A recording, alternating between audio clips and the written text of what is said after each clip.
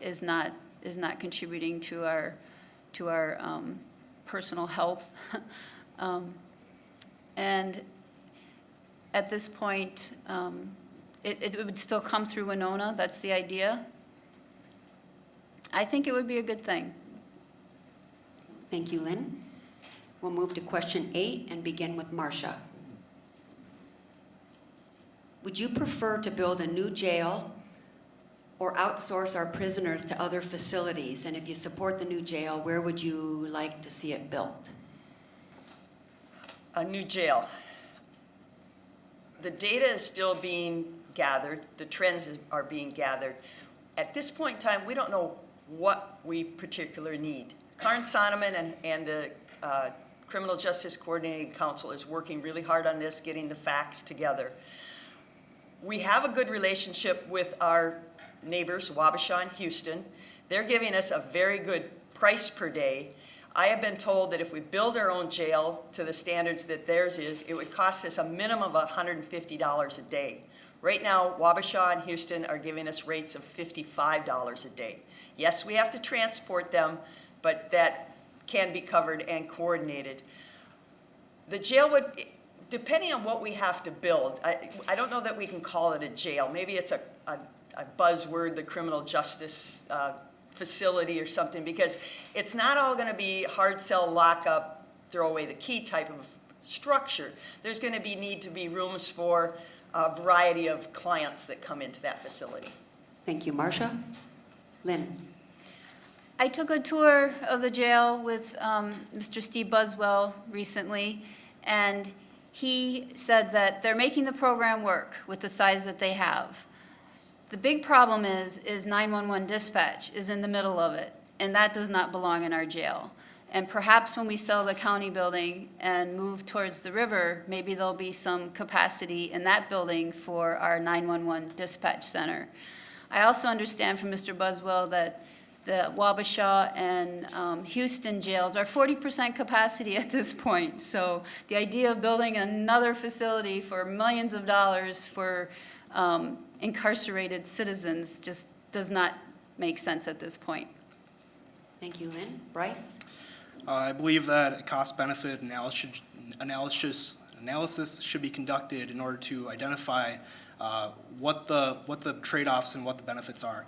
Are we going to break even with building a new jail versus exporting prisoners?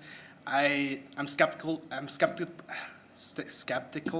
to believe that exporting prisoners will be cheaper than building a new facility. I understand that biting the bullet now and building that jail will cost more now, but I'm wondering about the future. Are we going to keep exporting prisoners and eventually outcompete the cost of building a new jail, or should we just consider building a new jail now and saving some money later? So I guess I would be in favor of a study. Thank you, Bryce. We will now move on to question 9. It's a bit long, and we're going to start with Lynn. With the sale of property and the moving and consolidation of county office sites, how will Winona County continue to provide efficient services to county residents? This includes parking for employees and office visitors. I actually was just thinking about that today, how they would even facilitate the move and not disrupt services.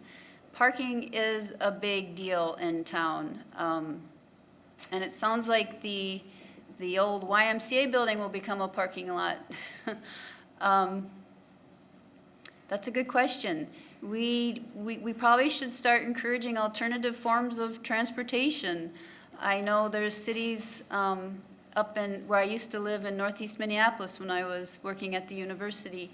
They have industry neighborhoods where people have to walk, bus, or ride their bike. That could be something Winona could consider, that maybe you get some kind of break if you don't drive your car to work. Thank you, Lynn. Bryce? Could I ask you to repeat the question, please? Yes. With the sale of property and the moving and consolidation of county office sites, how will Winona County continue to provide efficient services to county residents? This includes parking for employees and office visitors. Yeah, I think, you know, handing a carrot versus, you know, using a stick with employees or staff would work better. Incentivizing, you know, ride shares or incentivizing walking, I think we could hit two birds with one stone there. You know, encouraging healthy lifestyles and then also sort of decongesting the area immediately next to the building for parking for visitors or people that have to do business there. So I think that would probably be a good solution. Thank you, Bryce. Marcia?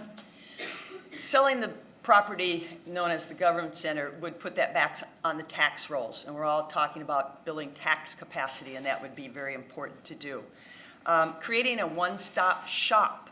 Years ago, when pretty much all the business for the county was done in the courthouse prior to the flood, we've grown out of that model, but we're looking at going back to a model similar to that. It would give customers, clients, and constituents one place to go for all their major operations, not knowing exactly what they may need. License tabs, human services, property records.